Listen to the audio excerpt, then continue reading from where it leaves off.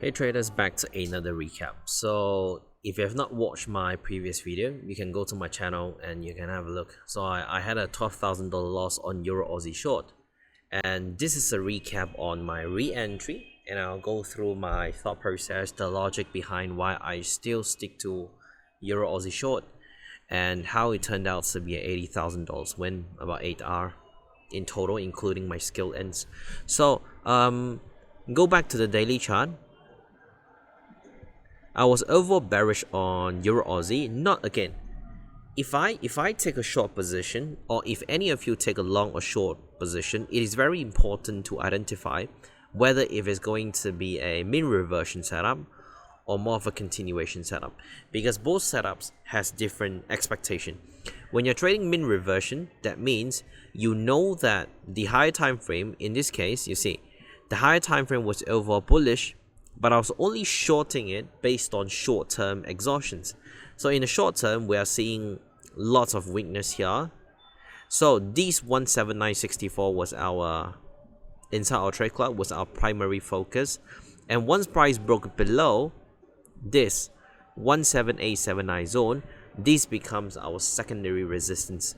So now go down onto the lower time frame, the 2-hour chart, and you can see that my initial short was based on the fake out plus a TPF here at 17879, and I got stopped out. Badly. It was a quick loss, and it's a good trade. So I took a loss there, $12,000 lost. And after seeing price revisiting that 179.65, 67, and show another sign of rejection, there goes my secondary entry. So I don't re-enter a position blindly. So all of you, if you're watching this recap, you should also prioritize on the importance of your re-entry model. Re-entry means for every single setup, whether if you take a win, especially if you take a loss, do you get back in? Plus, under what scenario are you allowed to go back in? So once you have these two important things figured out, especially start building your re-entry model, you realize that you no longer will be biased. You see, after I get stopped out, I do nothing until I see price rejected that 179.65 resistance, which was my initial focus, and I still didn't short there, because anything above this 17879 and also above this 179.34 was bullish to me.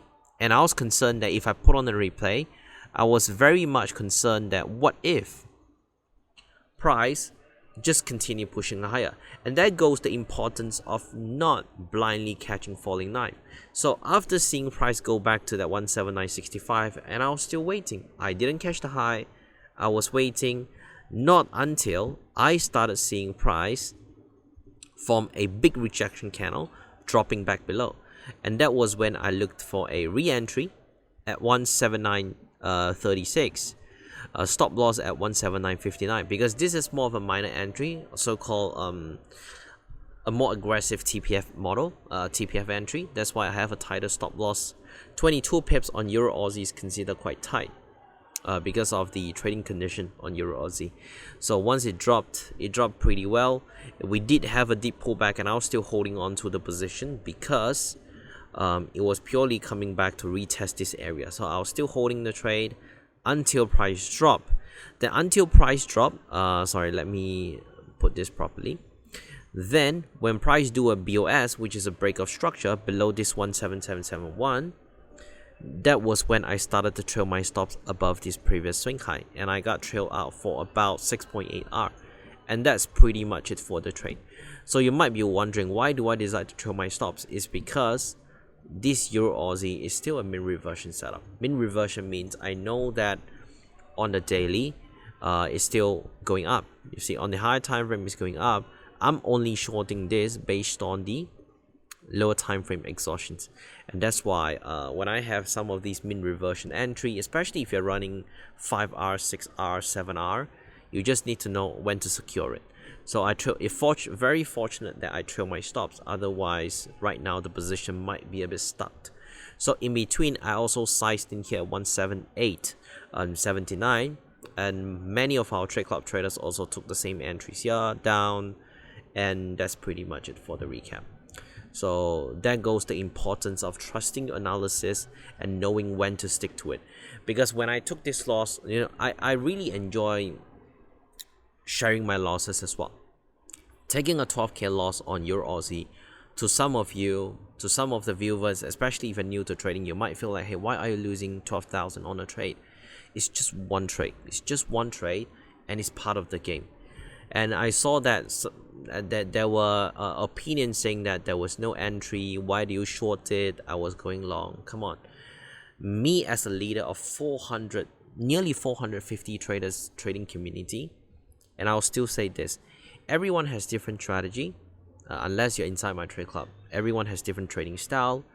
There is no right or wrong in going long or going short. It is all about, do you understand the context of your strategy, and do you know how to apply it, and do you know how to consistently execute it at the highest level.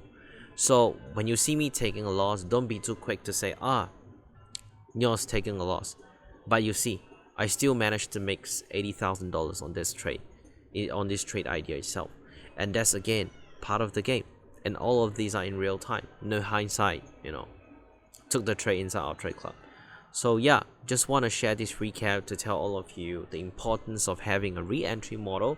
On hindsight, it also might feel like if you just shorted here, at the high at 179.66, it might be even better. But again, if I just blindly catch the high, it doesn't make sense.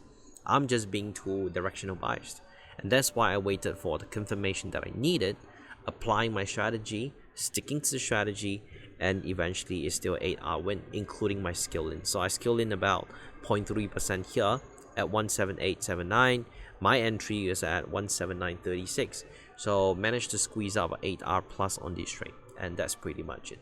If you like the video, please don't forget to like, share, and subscribe, and I'll talk to you later. Bye bye.